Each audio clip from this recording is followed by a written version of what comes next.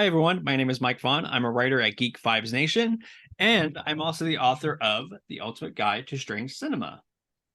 And I'm Dillon Gonzalez. I'm the editorial director for geekvibesnation.com and also a co-host of the Home Dance Film Festival podcast. And welcome to a new Video Attic new release roundup. And if you're new here, first of all, welcome. What we do here is we kind of go back and forth talking about the most recent home video releases, some mainstream, some very obscure, and kind of everything in between. So it's kind of fun because it might be able to put something on your radar that you might not realize was out. So with that, I'm going to talk about my first title, and this comes from Kino Studio Classics, and that is That Man Bolt. And so here's the back.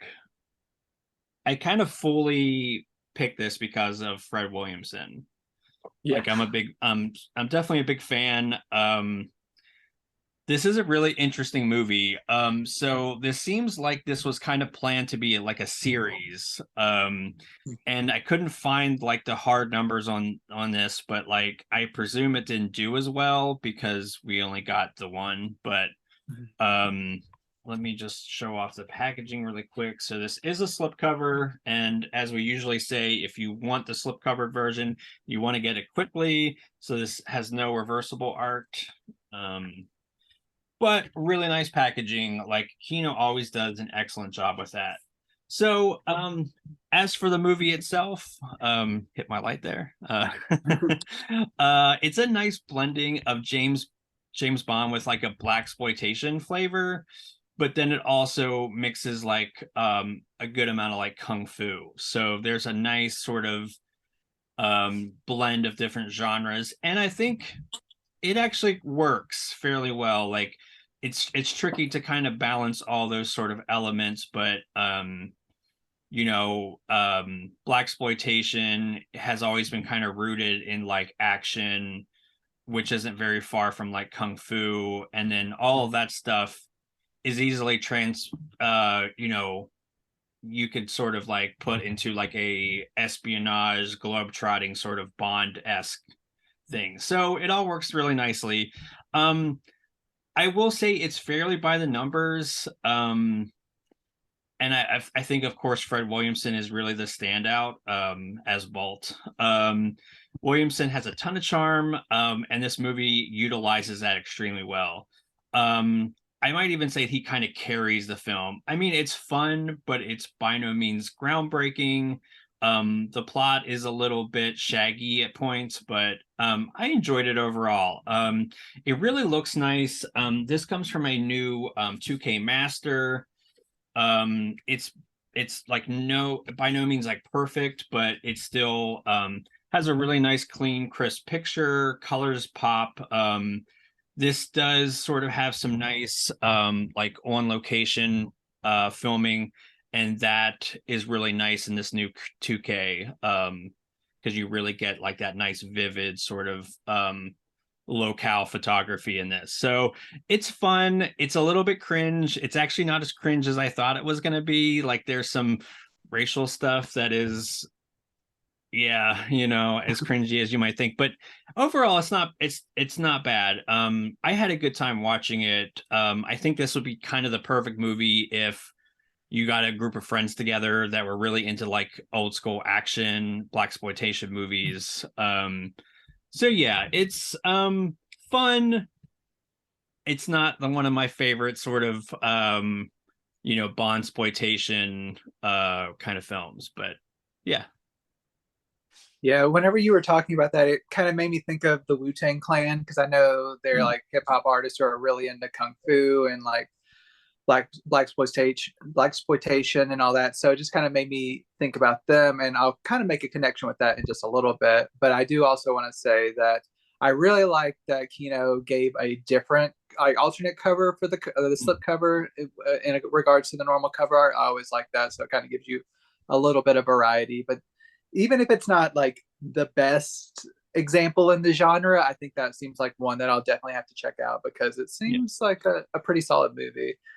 But moving on to my title, I mentioned the Wu-Tang Clan and hip hop and everything, and that is like trying to seamlessly blend into my first title, which is Belly on Mm. 4K Ultra HD from Lionsgate. And yes, so we got some hip hop icons here. The late DMX and Nas both star in this, and this particular version right here is an exclusive Best Buy Steelbook, which you can pick up. So I will show that off a little bit more. So you unfurl the slip cover and have this really cool, like kind of like ultraviolet uh, steel, like main steelbook part, which kind of mimics one of the first scenes, which happens to look amazing in Dolby Vision and 4K. But I will talk about that. So maybe you can see here. There's like a little. It's pretty dark underneath. Let me try to remove these discs real quick so you can see the full expanse of it. But it is just mostly a solid blue under here with just a DMX over here. So let me put these back carefully so as to not scratch. But so yeah, this steelbook is available exclusively at Best Buy. The standard 4K is available everywhere. But so Belly is a film. This is actually the first time I've ever seen it in full. This is one that there was a person when I was like kind of in my teenage years who would always talk about this movie and kind of mention it. And I was always like, "Ooh, I need to watch that," but just like never like fit, and I just never got to it. But now I finally got to watch it in 4K, which is really great. Um, and I especially like viewing it in 4K because this is directed by Hype Williams, who is like a famous like hip hop music video director. And for good and for bad, he brings that style to this film in that it is very stylish. It is very like it's a very visually striking film. There's a lot of like harsh, intentionally harsh contrast and like obscured blacks and just like different like very heightened visuals. Like it's like you're watching a music video, and that's really cool. And I like that it kind of sets it apart from like a lot of like kind of urban crime dramas of like especially the 90s. uh but you can also tell that there's a little bit of like style over substance in some of like the actual like filmmaking. It looks really nice, but then once you kind of look past the visuals, sometimes you can kind of see like a little shagginess to like some of the other production elements or even just like the story and like kind of dialogue. But overall, I I would say there is like a from what I've seen of the critical reception, the critics seem to really not like this movie. I think it's like a in the 20s or 30s on Rotten Tomatoes, but I know it's like kind of like a cult favorite, especially amongst the Black community. I've listened to like certain podcasts where like one of the hosts he like has seen Belly like over 100 times. He loves it. But so I kind of had that in my head too. Like I know this isn't for like mainstream critics necessarily because they are mostly like old and white. I know it's getting like younger, but especially when this came out like in the 90s, the audience for this is going to be more limited. That's not to say there's not problems with this movie. I would say it's an entertaining crime saga. It's about Nas and DMX are they play like DMX is like the leader of like kind of this kind of gang. Right from the beginning, it starts off really fast paced. They are like robbing like this club owner, and it kind of just jumps you into this lifestyle. But then you kind of realize DMX is a character. He is kind of like abrasive. He like wants the world. He just wants to pretty much conquer everything. And then Nas, his character, he has like a wife and kid at home. He kind of more so thinks he wants to start getting out of the life. He wants to potentially like take his family to Africa and kind of like go back to their roots and just all that kind of stuff. And just like throughout this is just their dual journey of just like the push and pull of like the gang lifestyle and wanting to get out and different obstacles that come forth, and just like the way their dynamic evolves is pretty interesting and didn't always resolve in the ways I expected to. But throughout this, some of the plotting is just like I said, a little bit shaggy. I would say that the performances are okay. You can tell that it is more so like they sacrifice getting like really great actors for like a more mainstream friendly like artists. So like having these hip hop artists, they're not like trained actors. They do fine. They're not embarrassing themselves, but like there are just certain line deliveries. You're like, oh, I didn't completely believe that. And that happens several times throughout. That there are, because there's also members of like TLC in here, and there's like Method Man, who he actually has done a lot of acting, and he's a pretty one of the more solid hip hop to like performer like actors that I've seen. But some of the plotting is kind of like more on the nose. The dialogue can be pretty cringy at points. Just kind of like it's very surface level and not a lot of nuance is given to it. But I do respect the way in which the story evolves overall. So I think it's not as bad as certain critics would lead you believe, but it's also not a flawless movie by any means. It's very entertaining. It's very watchable though, especially if you're a fan of hip hop and like the hip hop culture. You'll see like a lot of these familiar faces. The soundtrack is amazing. It's very visually striking. It's just not always the most narratively strong. But overall, I really enjoyed it. The new Dolby Vision transfer, the 4K, it looks really great, especially for this movie. From what I've heard, it hasn't always had the best releases in the past, especially since this is such a visually specific movie. It's been hard for kind of lesser formats to really keep like certain visuals from like the blacks from crushing or the highlights from clipping from the bright whites. But I think this is where a movie like this especially excels, because you have that higher the larger disc space, you have the Dolby Vision formatting, like keeping all of this cohesive. It's still a very distinct visual style, but it's like it's accurate to what it's supposed to be, and it looks really nice. There's still a few moments here and there where like the blacks are just like so black, you're not getting a lot of shadow detail, but overall it's pretty great.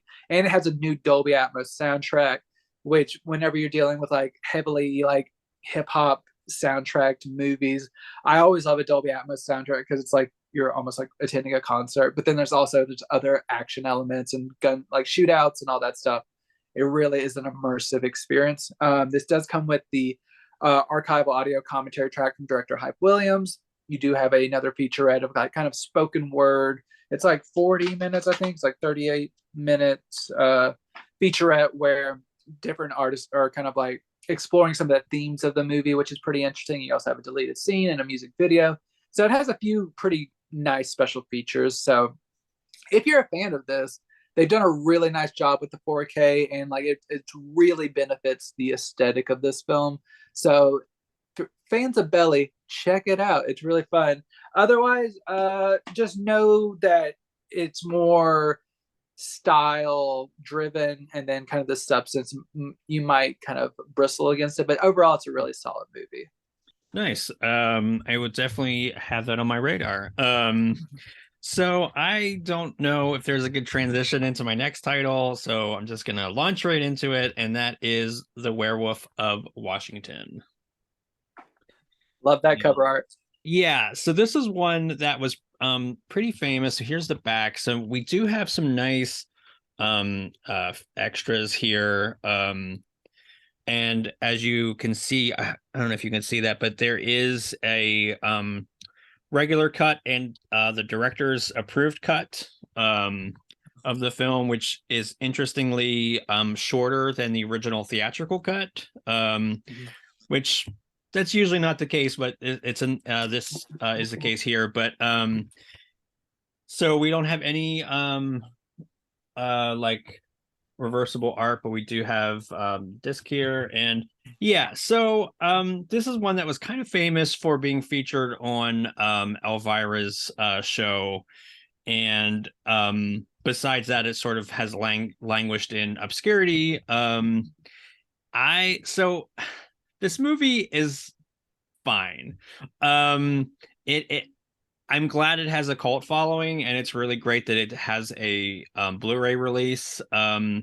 This movie's just kind of at odds with itself because it tries to be political satire, obviously, a comedy, a little bit of a B-movie homage, and then just kind of a regular horror movie. The thing is, it tries to be all of those things and really sometimes doesn't feel like it's any of those things. Like, um, weirdly enough, I was hoping that the satire would be really sharper. You know, this was made during like this was like the early 70s. So like this was like the time of Nixon.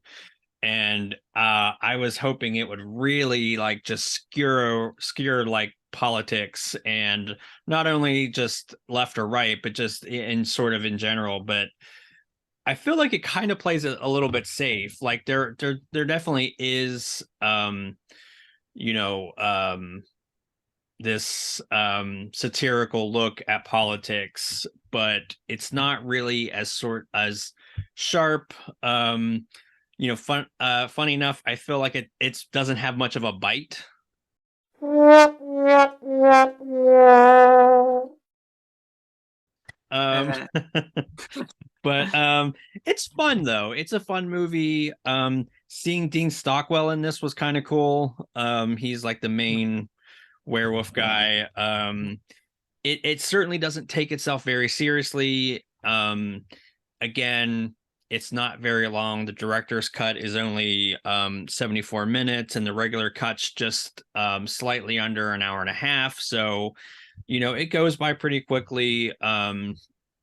It is really nice to have a archival interview with the director, who I believe just passed away last year.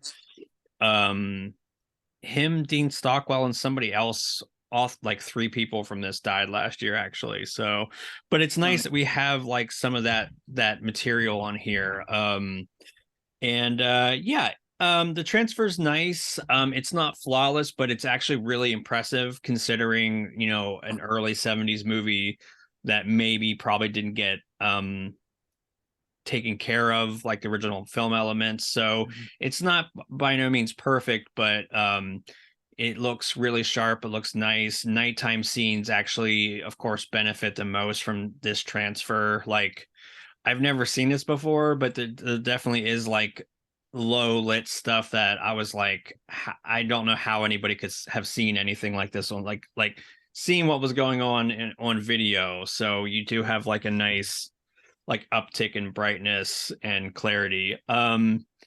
And I probably don't think we'll ever get probably like a 4K or even like a 2K of this, which is fine.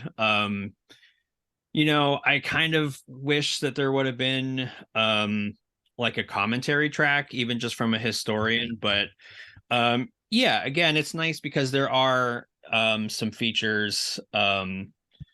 So yeah, overall, it's the movie's fine. It's a nice presentation. If you are a fan of this movie, it's looking great.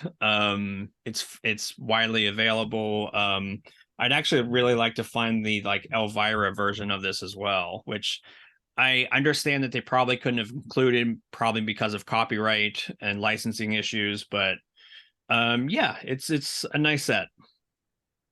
yeah, I was just thinking the same thing about the Elvira inclusion. I'm like that because there are sometimes where they are able to work out those kind of rights, not always with Elvira, but with certain kind of like kind of mockumentary type shows that are making fun of that. But overall, I think that sounds fairly interesting. I guess I'll try to check that out if I want like a decent bad movie, but good, like good fun time. So I'll check that out.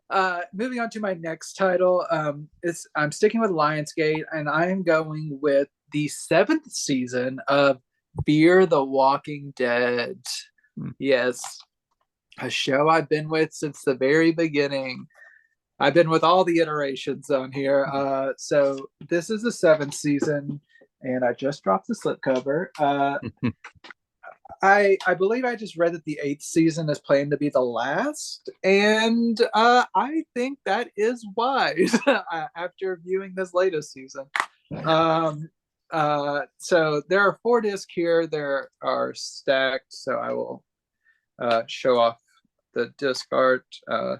So you have go in horrible order. Too much trying to balance. So here is these are disc 3 and disc 4.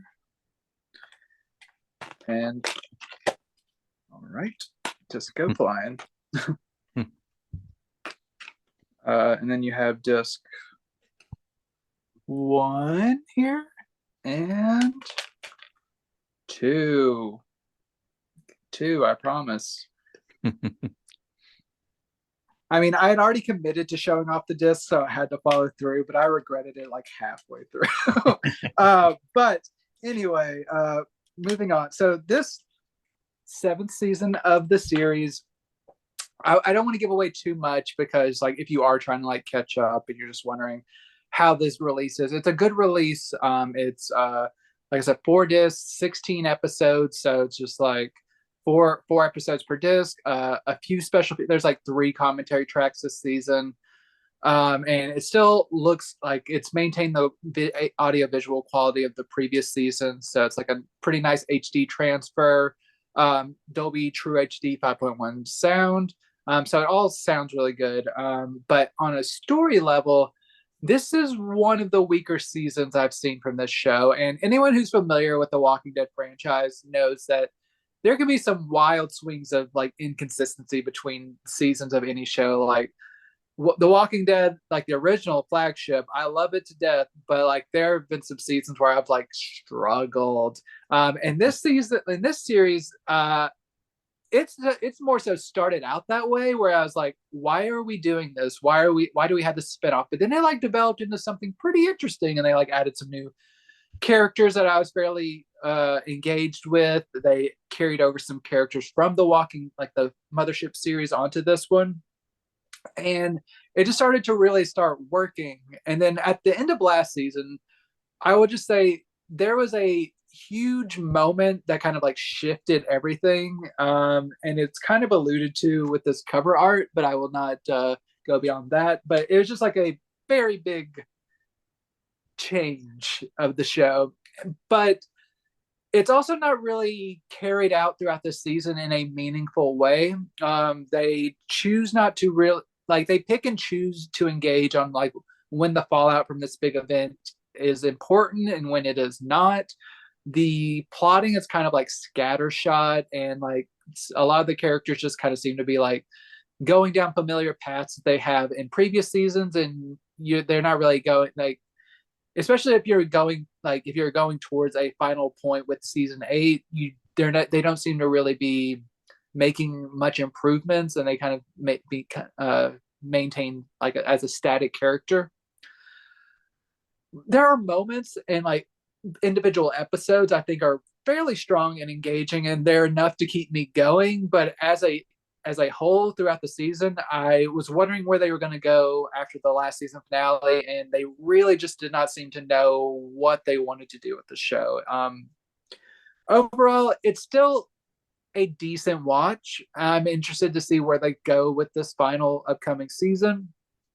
But if you're already struggling up until this point with some of the like mid seasons that were better, if you're already struggling, you probably won't like think that this season's like a marked improvement. It's just kind of like going down slightly. It's kind of on that down slope, and you're just like, I just wish I could have maintained that momentum. But overall, 7th season of Fear the Walking Dead, it is okay, but it really needs to like, it needs to end. Like a lot of these like spinoffs, they just need to end. Just let the series rest. But if you're a fan of the show, the Blu-ray quality is good, but it is what it is.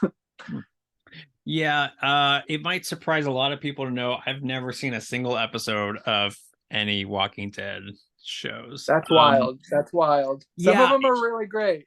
It's funny because I, even like way before like the show, I was really into the comics.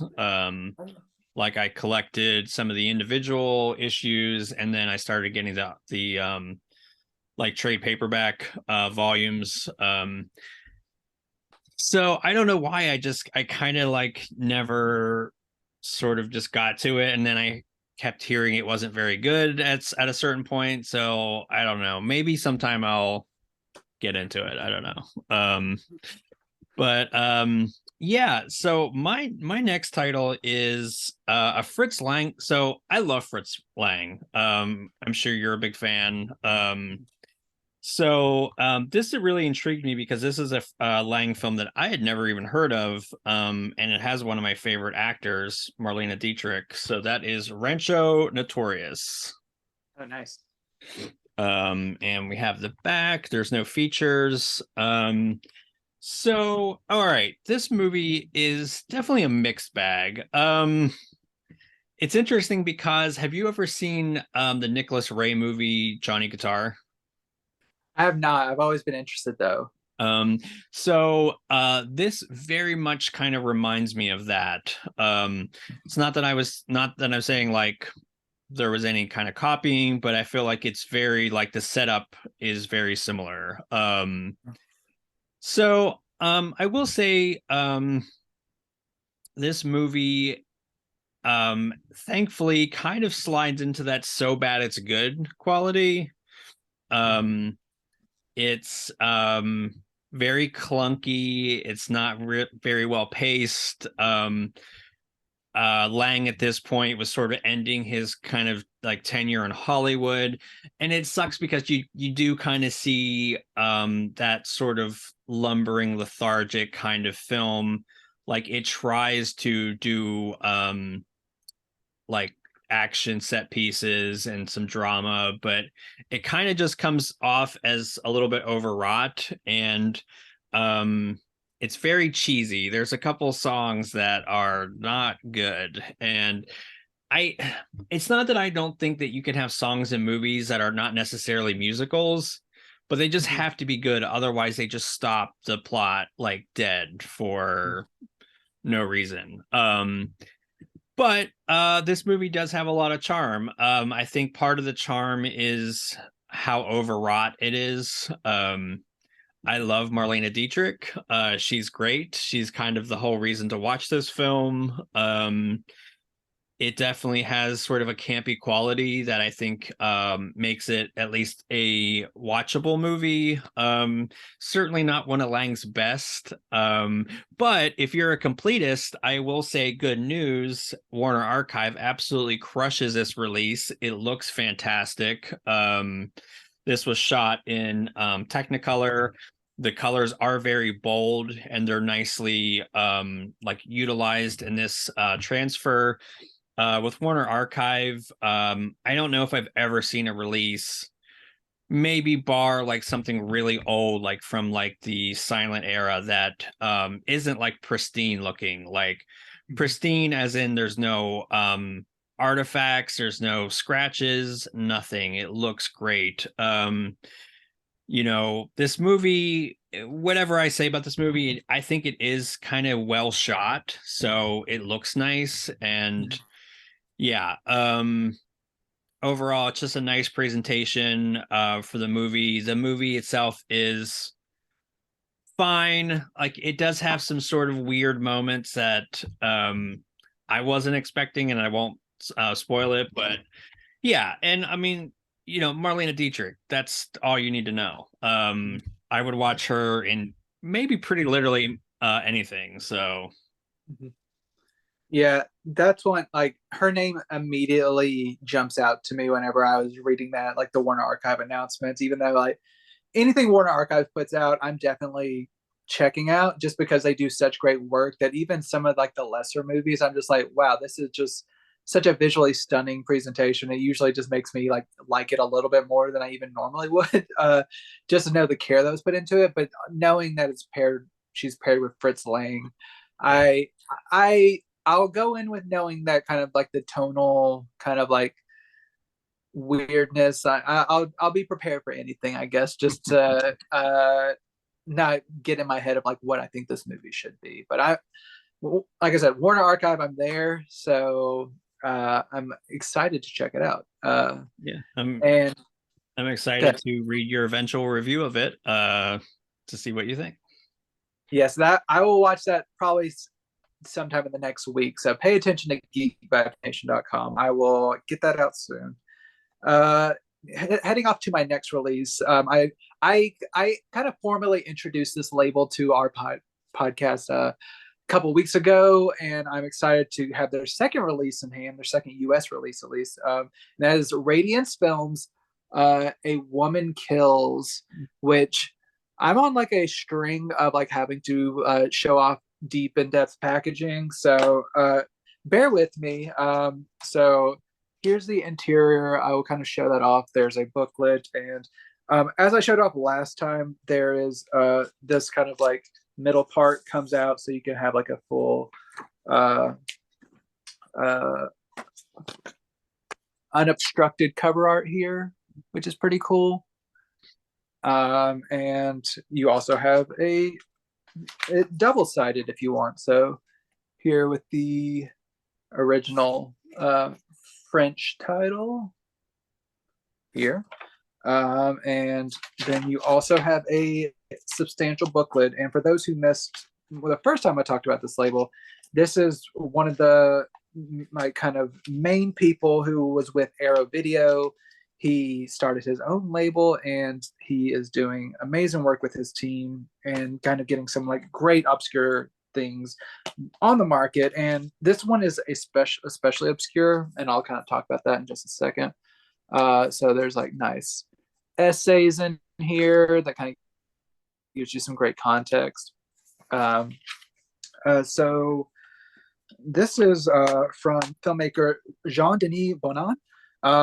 And he was both a narrative and documentary filmmaker. This was made, I believe, in the 60s, if I'm not mistaken.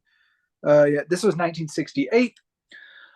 This particular film, it never got actually it didn't get distribution, and it was pretty much a lost film since it's been like made until about 2010. It was finally released, like it was finally kind of like unearthed by this like famous French director who just like wanted it to be made available in the world, and then it got a DVD release, and now it's getting a Blu-ray release.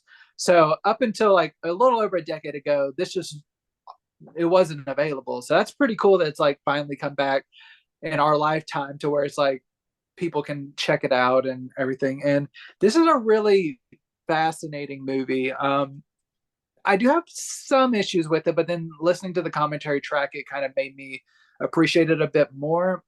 So, and I don't want to spoil this for anyone. What this film sets itself up to be is kind of a portrait of a female serial killer in France, which you don't get a lot of female serial killer movies, which is interesting in and of itself. Kind of like starts out with kind of like these newspaper vendors talking about how this female serial killer who's been convicted and put to death, there are still these killings going on after she has been put to death, and there's kind of like questions surrounding that, like what's it mean, like I guess there's kind of some question of like, did they even get the right person? And throughout this, you are kind of like listening to like this detective's notes on like his investigation as he's like relaying it to a third party. And you kind of get a sense of like the main woman that is suspected of killing some people, and then her relationship with her boyfriend and how that kind of evolves in unexpected ways, kind of.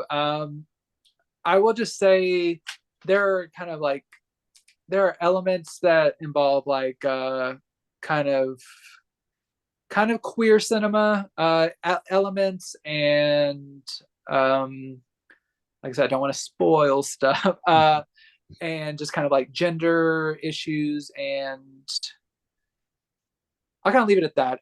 But yeah, it just like I said, deals with a serial killer who's on the loose and kind of like investigating that. And what I like, this doesn't really overstay its welcome. It's like just a hair under an hour and 10 minutes long, so it goes by really quickly. I really like kind of like the structure of it, and I don't know, it's just a very kind of engaging kind of crime thriller, but then there's also like art, like kind of like experimental elements within it, and it's very French, like it's very artistic and experimental and avant-garde, and like, but also very like it's approachable. It's not like something that keeps you at arm's length. It just like has some very artistic flourishes that are very interesting and like almost even kind of like documentary-esque. Like I said, he was also a documentarian, so he kind of brings some of those elements into it. This is what actually helped me is I did watch there's a 5-minute introduction from a film historian who kind of puts this into perspective. And then I listened to an audio commentary with that film historian and Kat Ellinger, who I'm also a big fan of.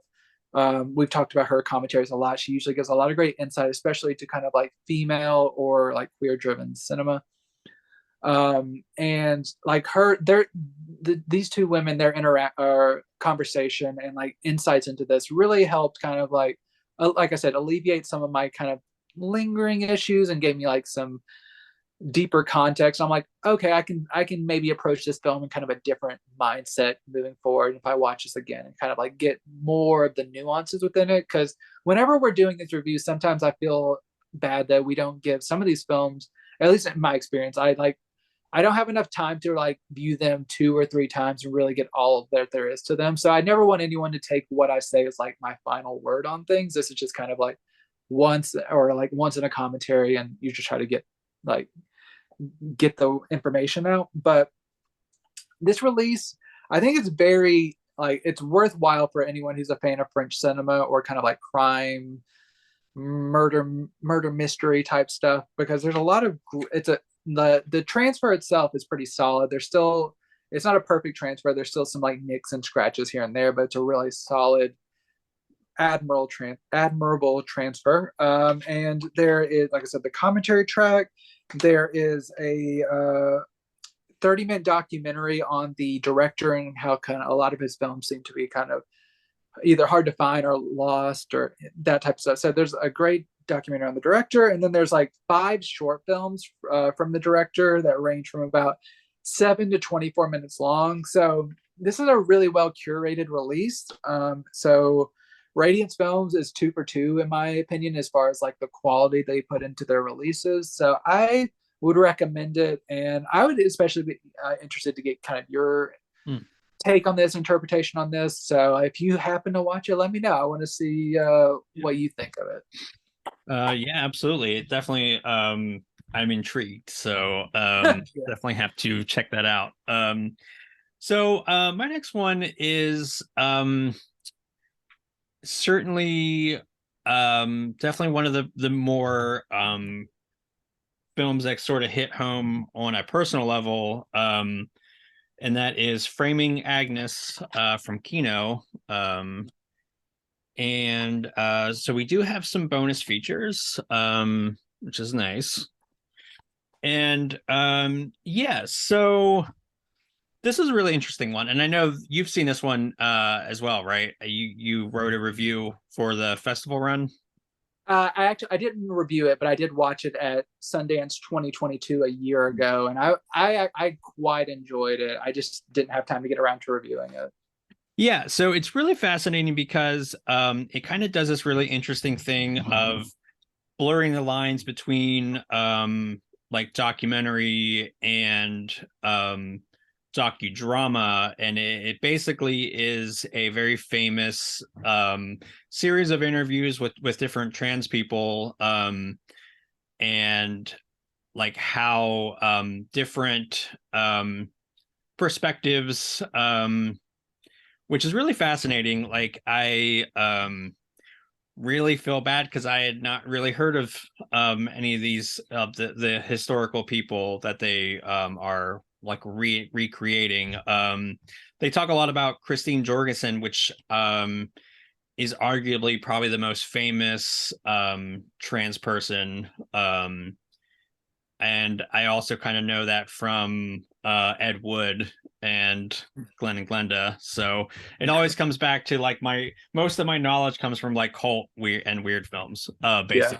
But yeah, so this was fascinating. It was like great to be educated on these like trans people that were very open, and they had the fortitude even back I think what this was like in the 60s to like actually like be on camera and give interviews. Well, what was fascinating was they had a trans man who was, I think, a teenager, and that was fascinating, especially how like him and some of the other people were kind of, I don't want to say toying with the interviewer, but they were, when they sensed that they were being sort of um cornered, or if they were being toyed with, they would just kind of give it right back, which I think is great. I love that.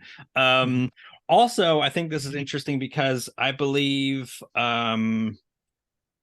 this gentleman right here recently directed a movie that I quite liked called Darby of the Dead, which was a Oh wow, that's Disney. cool. Yeah.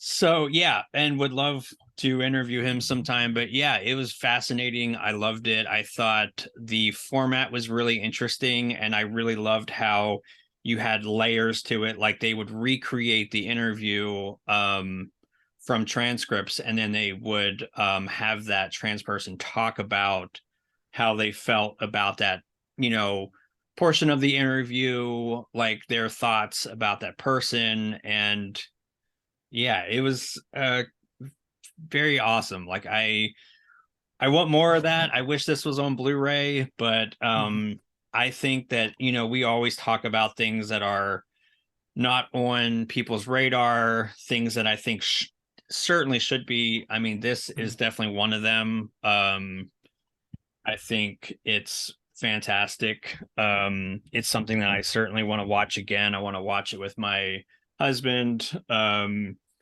It, I try not to get choked up, but it's so powerful, and it's so like amazing to hear these stories being told. And like we don't want to forget how trailblazing and badass these people were, to be doing what they were doing in the 60s, where it was even less great to be out and living your authentic self. So it's pretty awesome. So yeah, certainly that's an endorsement for me. I loved it. I would love to see some more things from this filmmaker. And yeah, like I hope that I contacted some of the people involved, and I'm hoping to maybe do full length interviews. We'll see. A little tease for maybe something coming up, but yeah, it's really worth checking out. Yeah, that was a definite highlight from the festival last year, and I was disappointed to see that it's not getting a Blu-ray release. I hope that they change their mind and sometime maybe down the road they give it one. But it is a really rewarding documentary, like you said. I especially do like whenever the people doing the reenactments would like share their experiences with like how they were engaging with what they were saying and what they were learning. It just was very rewarding, and I just want to like, I think this part pretty much goes without saying, but just I just want to like make it clear, even if you're not a member of like the LGBTQ community or anything, like this is still like, don't limit yourself to just like, oh, that's not for me. Like I found it such a rewarding documentary. My wife also found it a really great documentary. So I think this is like for all audiences, and just to know like me knowing more about trans history, just like I just love knowing like all like the different facets and what like everyone's had to go through, and just all the it's such a great documentary. I cannot like recommend it enough. Yeah, So absolutely. And if you're somebody that likes to rent things, you can still support this release by renting it officially from Kino's VOD service. I will link that in the description, so that I know like there's a lot of people that like want to see this, but maybe just don't want to like own physical media, which is weird if you're watching this and you feel like that. But there's sometimes when I I do a lot of like try before I buy, because when you're on a budget, that's kind of what you got to do. So it's a nice option to still, the money is still going to Kino, and you're still supporting this release by renting it, which is a little bit more cost effective. And then if you can see if you want to like own it or not. But yeah, I'll link that in the description. But you have that option, which is nice. yes, absolutely. I'm gonna bring things down a little bit, unfortunately. After that Hive, like most like highest recommendation. This is this is kind of like one of those titles which says like reaffirms to our audience like we're being honest. We have to be honest about how we feel about this, and unfortunately, this was not my favorite movie. This is from Cleopatra Entertainment, and this is The Long Dark Trail, which is an independent horror movie from last year. Very independent, and I'm all for independent horror films. They are great. They can be amazing. But this one tried my patience quite a bit. I would say it's a very simple premise. It's about two brothers who kind of escape their abusive dad. Like at the beginning of the movie, they kind of like tie him up to the bed and just like escape like at like the break of dawn, and they go off in search of their mother, who has kind of like left them, and they are trying to figure out like why she left. And you kind of get this from the back of the cover. You kind of like learn eventually like she has become part of a cult, and so they're trying to like get to her and kind of like figure out what their relationship is going to be moving forward, and how like just they need someone in their lives. If their dad's like an asshole who abuses them, they need somebody. So that's the basic premise. I kind of like some of the marketing material compares it to like Stand By Me meets Midsummer, and I'm like, ooh, that's a stretch. That's a quite a stretch. Yes, there are two boys going on a like a series of like almost like Huck Finn adventures across the plains, but nothing. I don't want to say nothing happens, but like there is very little that happens for the first 50 minutes of this movie, and it is only like 79 minutes, I think. So there's not a lot of time for things to really ratchet up. But so this movie is, I think it's going for like vibes for a lot of times. Like there's a lot of like them going through the countryside, kind of like having small discussions with each other, and then like having weird visions of things like nightmarish visions, and then like maybe like one of them will wake up in the morning and there's like some weird like sores or like thing like growing on them, like kind of like almost like mold type like spores, like a little bit of body horror type stuff going on. So it's kind of like, okay, there's some like weirdness going on, but then it never really pays off in a satisfying way of just like this dreamy reality that they've created. It's kind of like sometimes it's kind of interesting, like one of them like look into like a lake, and like their expression that they're making doesn't change in the reflection, and you're like, ooh, weird. But like that's pretty much the extent of it until they get to the cult compound. And I'm not going to spoil this movie or anything, but like once you get there, it goes by super quickly because the situation seems to just resolve itself very quickly. And I'm just like, what was this journey? Why are we going on this? Because like it really feels like very little happens, which is, I can accept that. I can accept a movie that has pure vibes, but also I feel bad if it, like any of the performers are watching this or anyone who's associated with it, but like the performances are so bad. They are so bad. Like it's just the most wooden delivery that you can imagine. Like none of these lines are said with conviction. It just, everyone just seems like they just read the script and then they're trying it for the first time, and then the director's like, sounds good, let's keep it going. Like this is a low budget production, we got to keep this going. That's how it feels, and I really wish it was better. I really do. I hate saying this because like the premise itself is not terrible. I think it has some interesting promise. It's just like if they had, especially with the pacing being so bad with the first 50 minutes, if they had made this a short, I think it would have been much more effective for sure. The fact that they extended this into a feature and they never really justified that, I really struggled with this. But there's some decent special effects. There's some like kind of like gore like material on here that's like fairly well realized. It does what it needs to do. It's kind of like, oh, that's unsettling.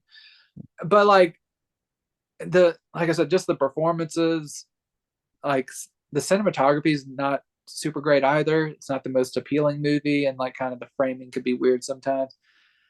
I don't want to dogpile on this movie. It's just not very good. But the Blu-ray is fine. It's a low budget movie and it kind of captures that aesthetic very well. It's like it's a step above like a shot on video horror movie. It looks fine, but it's just kind of like little ruddy colors, and like the sound is it's fine. There's not much in the way of special features, so it's like one supplement that's like like a 5 minute featurette on one of the creatives, and then there's like some stills and a trailer. So not much going on here.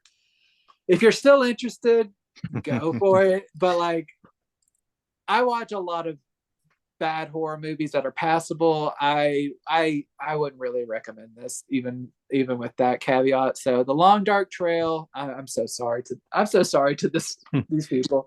Maybe not a trail you want to go down. So I don't think I want to go down it again now.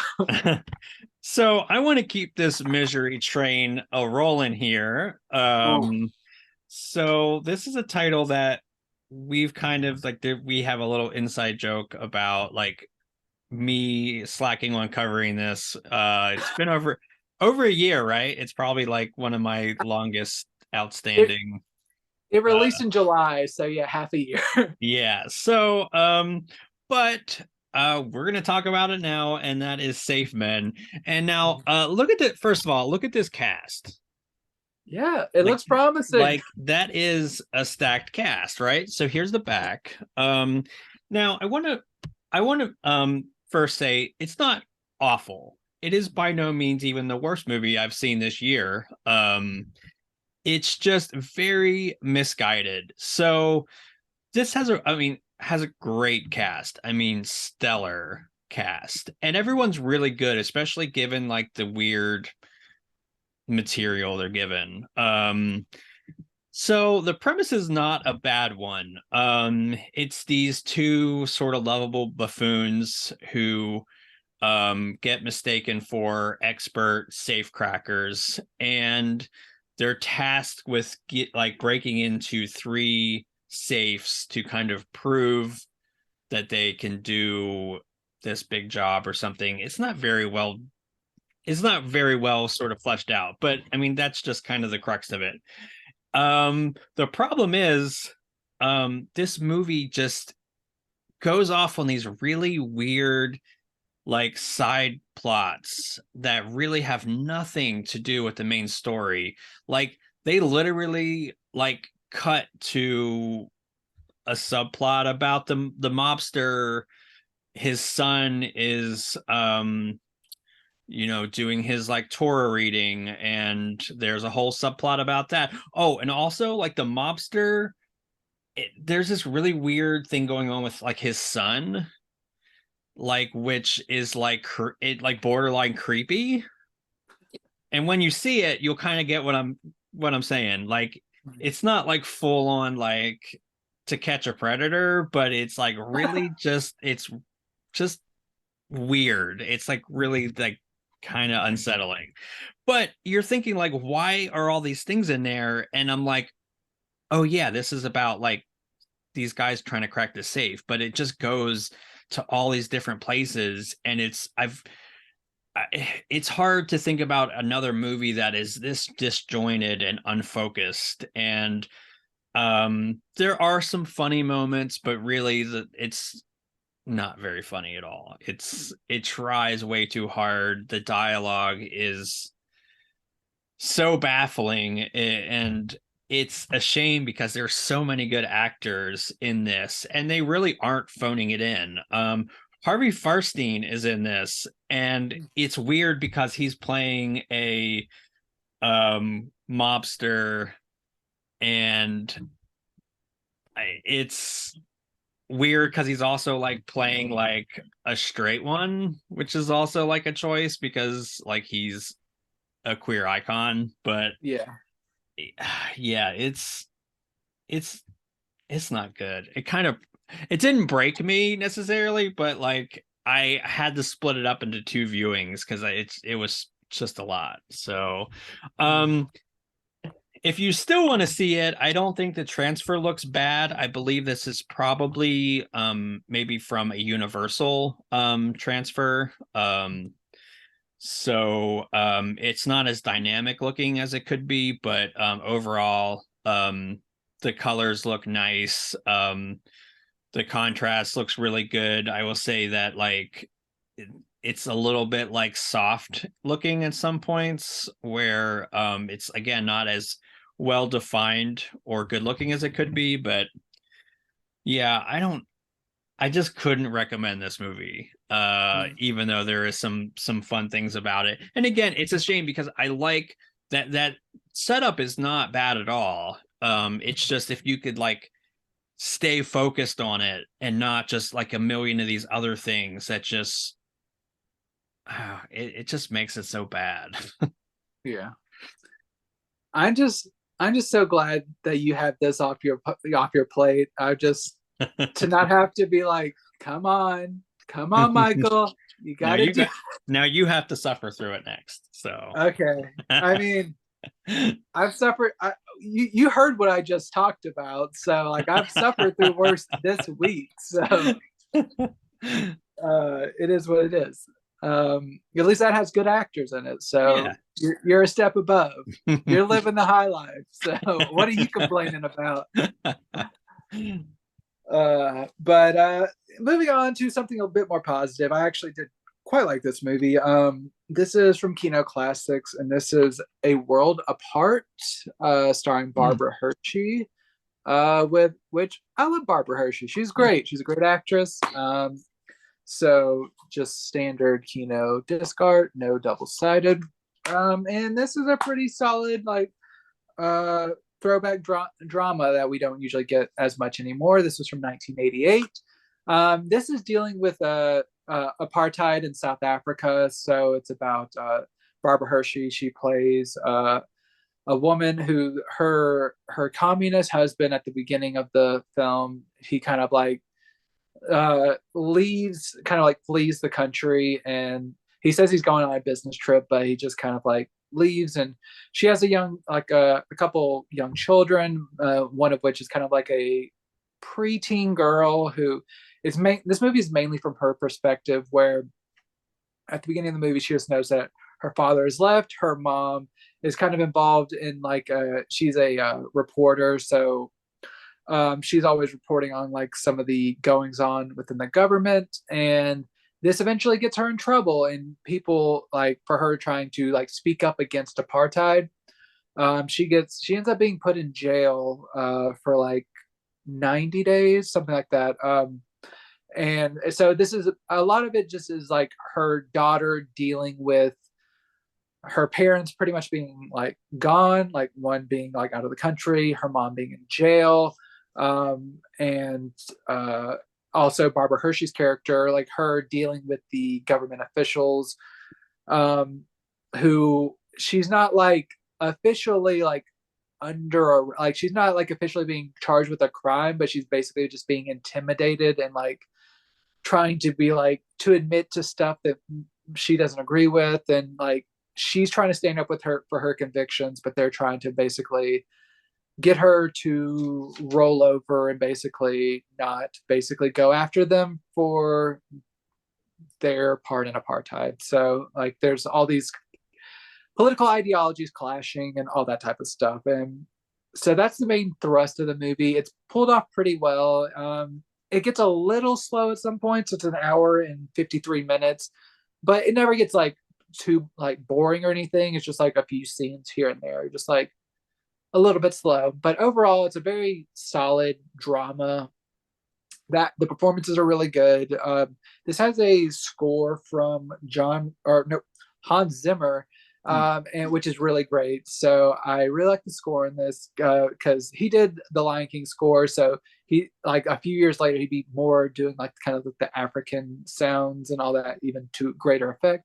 But this is really good as is.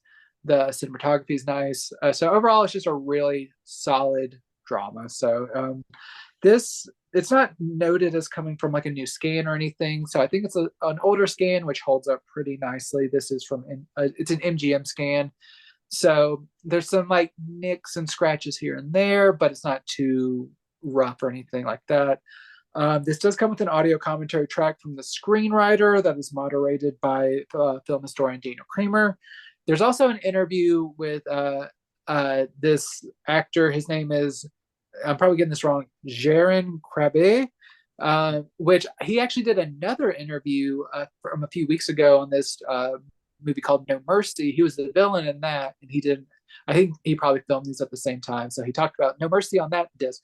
Now he's talking about his part in A World Apart in this. So you get like a 10-minute interview with him, and then some trailers. So you get a commentary and an interview, which is a nice perk for Kino Classics. Usually it's just a commentary and then you're out. So A World Apart, it's a pretty solid release. If you like Barbara Hershey, I recommend it. If you're interested in like people fighting for their the downfall of apartheid, I recommend it. So there you go. Yeah, that I mean you had me at Barbara Hershey, so love her. Yeah. So this is a movie that I had to admit, like I really wasn't interested in. Because I okay, so this, well, first of all, it's the Fabelmans. So now this is the Blu-ray version. Now I will say that there is a 4K, and I will link both in the description. So here is the back slipcover. There's no reversible art or anything. But here's the discs. So this has a digital copy that's not in there now.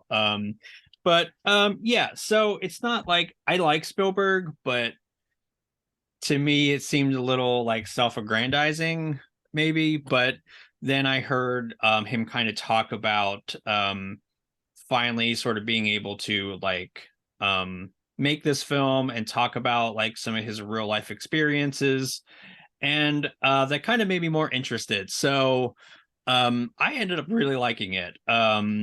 It's not maybe my favorite movie of the year, but it is very well made. Of course, the acting is sublime. It really is incredible. And yeah, it's, I mean, it's Spielberg. I don't know if he's ever really made like a truly terrible film. I will say, if I had to complain, I will say that like some of, I think it's a little long for what it needs to be. There's like a lot of like his high school stuff that I thought didn't really feel like it meshed well with like his home life and like the overall like overarching like where like the home life stuff really folded in nicely with his like wanting to be a filmmaker and how those two worlds clashed and tugged and pulled at each other.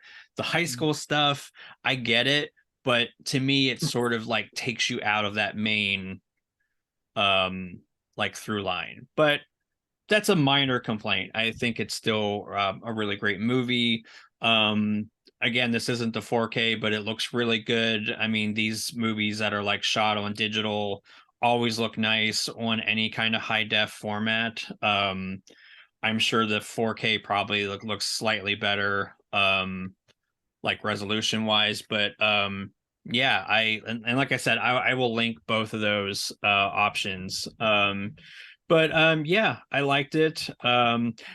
I have to say I did not recall David Lynch being in this, but that was amazing, and I love that.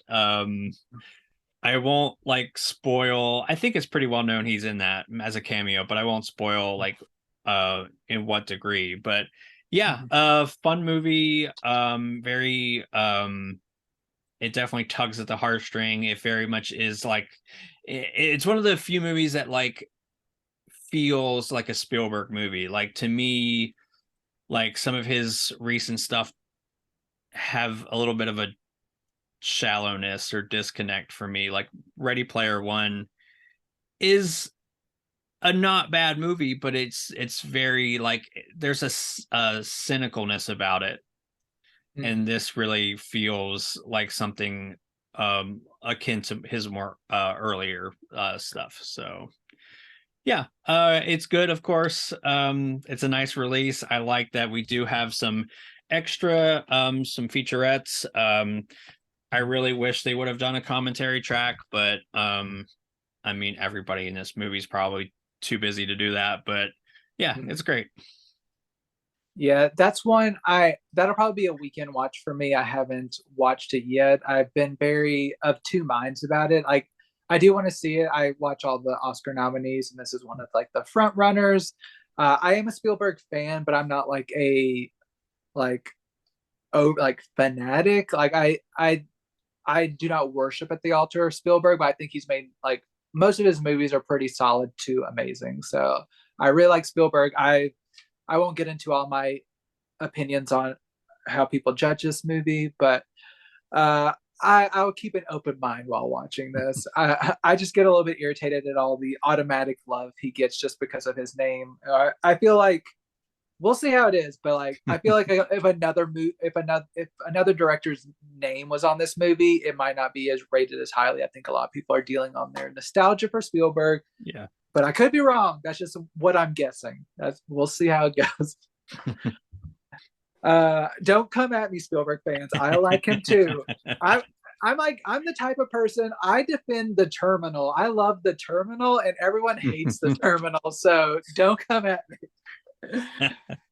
Anyway, moving on to what is probably like, there are some releases that come out every year that you're just like, oh, this is one of like the most important releases of the year. Like there's just something that comes along that you're like, wow, this is, people need to see this just for like film history. And this is just one of those releases I really want to take a moment to spotlight. It's going to be hard to talk about this because there's a lot in this, but I will do my best. This is from Kino Classics, and this is Cinema's First Nasty Women, which is a 4-disc set, which it's fantastic. I love it so much. It's like lost silent film cinema that's like a masterclass in it. So first off, you get this incredibly thick booklet, which really offers a ton of information on like all the stuff that's in here. So that alone, like this booklet would probably be like good enough. But then you also get four disc. Here you get like the back. It kind of tells you a little bit of what's on each thing, and then this 4-disc set. So I will not be able to talk about everything that it is in the set because there are 99 shorts in here. So yeah, from they say 99 shorts from 13 different like processing facilities like around the world have like contributed to this set. It's like this immaculately curated set from, I want to see the it ranges from films from 1898 to 1926. Wow. And there's over 14 hours of material on these 4 discs.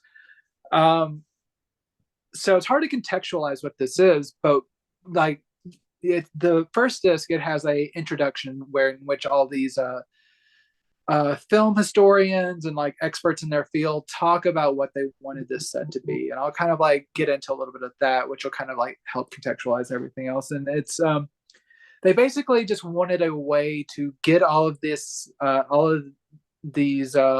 early cinematic projects from women, starring women, onto physical media somehow, preserved for like generations to come, so they could all easily see some of this amazing, groundbreaking work, which would otherwise be lost to time, because we know ourselves that like if certain things are not curated and like collected in a certain way, people won't take the time to just like watch a random like silent film from like 1913 or anything.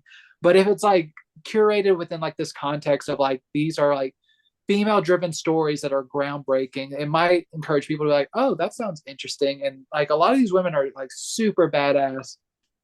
And what I really like about this, the first 2 discs are they are more like female driven stories.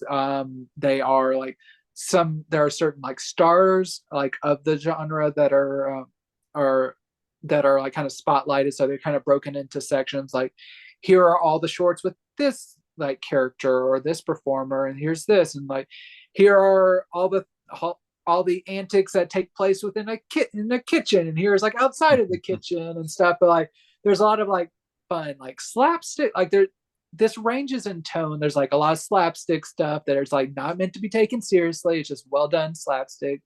There's like a lot of political satire of just like a woman's role, like at the home in the home, woman's like right to work, like on the workforce, being like pushed out of the workforce. So there's like a good balance of just like silly, fun, like antics with like more pointed political commentary. The third and fourth disc, that's where it gets even a little bit more interesting, because that's when they kind of get into more gender bending material. So a lot of women dressed as men, and like kind of like fluid sexuality, which is really cool, and just like how that is contextualized. And what I really love about this set, like as with as many shorts that are on here, like I said, there's 99 of them. Like all, like not every single short or anything, but like so many of these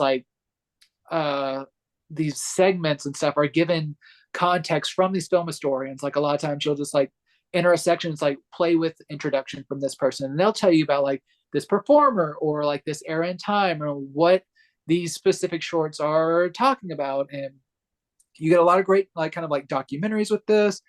You get there's a lot of like audio commentaries on some of these shorts, like selected audio commentaries. So in addition to the shorts, you are getting all the like a ton of special features that are putting this into like really great context to like know what you're watching, why it's important, where they were in this point in time, how it is groundbreaking. It is just really amazing to just like go through all this. And this came out like right around Christmas, and like I said, there's 14 hours of this, so I've like had to like piecemeal it out and like try to like get to a little bit here and there. But like this is such a rewarding experience, and I really encourage anyone who's a fan of like cinema, anyone who's a fan of like cinema and like especially silent films. Like women are often pushed out of this. Like you have like Charlie Chaplin, Buster Keaton, all these like cinematic titans. You don't often remember the women, and like there were a ton of them. There was like a lot of time, especially before the Hays Code, like where women's stories were more on the forefront, and then the studios came in and started like pushing them out to the side and made them like behave more and stuff. So this is such a cool set. I really, really like this. I think it's one of like the best things that I've seen like in the last year, and just in terms of like both like entertainment and just like how important it is on like a cultural representation things. Just like things could have always been great if society had not fucked up. So I'm glad we are like kind of rectifying that and bringing this history back into the modern context. So highly, highly, highly recommended for film fans. Cinema's First Nasty Women.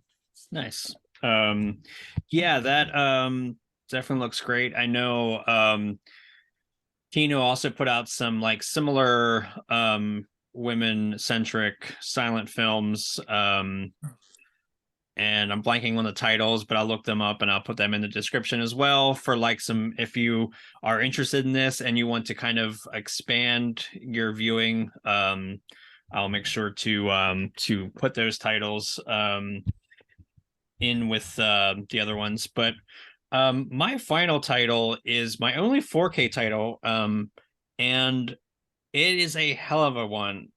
If I was gonna have one 4K title, this would be like the one.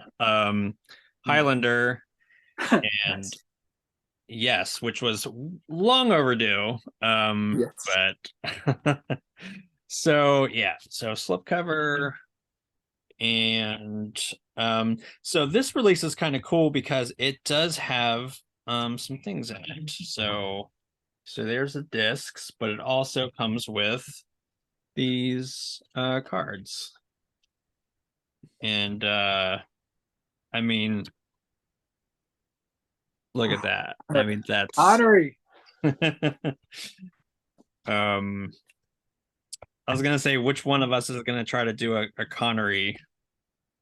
Am I the impression person now? The Sean Connery. The League of Extraordinary Gentlemen. Now I just kind of sound like Dane. Yeah, I mean it's good though. Mine's really not any better. But Highlander, yes, this movie is great. You've seen this, I assume. Yeah, I reviewed the 4K about like a month or so ago, and I really like this disc. Yeah, it never ceases to amaze me just how much of a fun movie this is. It really um is great. Russell McKay is really fascinating. He started doing these amazing music videos. Like I think he did like stuff with Duran Duran, and he has a penchant for like very big, bold visuals.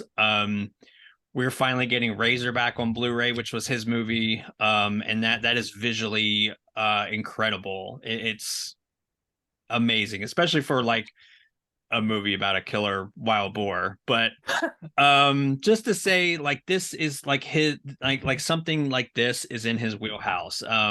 So he takes this really interesting premise and runs with it. The world building is so incredibly fleshed out. The pacing is just breakneck speed. You can tell that he kind of came up in the world of like music videos because again everything's punchy, everything is leading up to like the final conflict.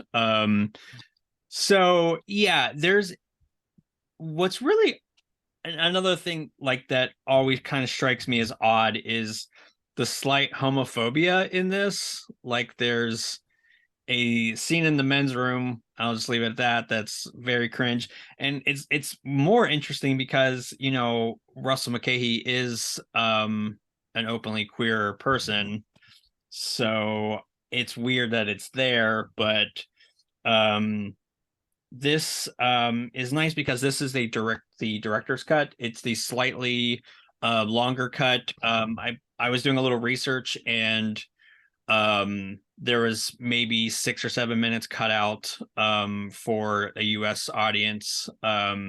So what we get is like the complete version here. Looks great. I will say like Studio Canal I think did a release of this earlier.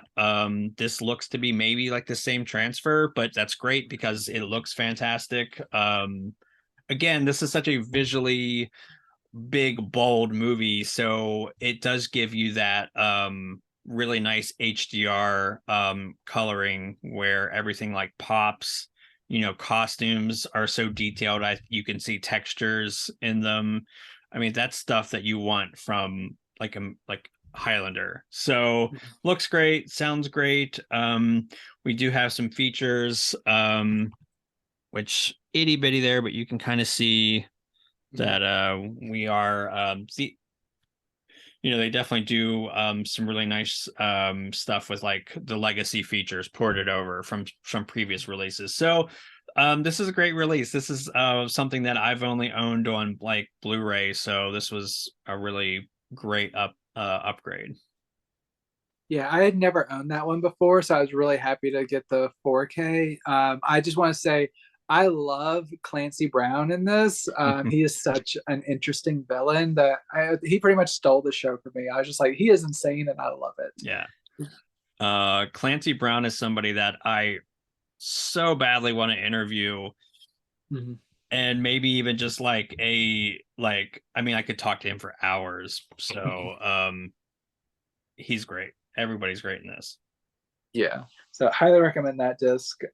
My final title, I probably should have finished with the title I just talked about, considering how fired up I got about it. But this is no slouch. I enjoyed this too. This is just more of a fun adventure. This is from Kino Classics, and this is Secret of the Incas with Chuck Heston here, and so here. And so you got this nice slip cover. And yeah, this is one like the one you had earlier where it's a different cover art underneath. Ooh, So nice. yes, so you got that kind of like throwback, almost like serial-esque cover art here. And I don't believe there's double side. No, it's just normal Kino disc art. And this is from their Paramount deal. And this is comes from a a paramount restoration, a 4K scan of the 35 millimeter negatives. So that's pretty cool. And I will talk about how it looks in just a second. But in this one, Charlton Heston, he plays a tour guide who he in the jungles of Peru. He gets mixed up in kind of like this lore of like this item that like can be like retrieved like of the like the Inca civilization. He gets mixed up with this Romanian beauty, and they kind of like there's like this dynamic like adventure and like playfulness because he's like kind of like mischievous, like a mischievous rogue, and she's kind of like kind of charmed by him, but also kind of like playfully repulsed by him, like his brutishness and stuff. But it's kind of that like classic dynamic. But it's just like a pretty solid jungle adventure where like there's some double crosses, there's like some light romance, there's adventure. It's just like good old fashioned like adventure. It's pretty fun. So this only contains an audio commentary by film historian Toby Rowan, and like some trailers. But the transfer is like the real like star of this show because the 4K transfer is really nice. I think it holds up really well. It has all the natural film grain, but they like cleaned up pretty much all the nicks and scratches and all that stuff, and the sound is stable as well. So overall, if you're a Charlton Heston fan and you just like a good old fashioned adventure, Secret of the Incas, it's a fun time. It's like an hour and 40 minutes. It doesn't keep you occupied like unbearably long or anything. It like moves at a good clip. It's just a solid adventure. So recommended for the adventure fans out there. Nice. Yeah, that one really looks interesting. And yeah, I definitely was getting like 30s era like serial. Would you say that's kind of the vibe they were going for here? Absolutely. It seems like one of the films that like Spielberg would have seen and been like inspired by, just like, oh, I want to make that, but he just made it better with like Indiana Jones. Yeah, no, that's interesting, especially since like this was only what 54. So, you know, I always find it fascinating about like 20 to 30 year nostalgia cycles, and yeah, that kind of fits into to that. But yeah, so that looks like that does it for this week. As always, I've had a blast talking about some very diverse titles, something for everybody, which I think is what's so cool about this series. If you don't find something you like, maybe you don't like movies. yeah. Too bad. But yeah, as always, we definitely appreciate any kind of likes, comments. We usually do comment giveaways. We're not doing it this week, but we still appreciate you letting us know what you think of what we covered. And as always, thanks for hanging out with us.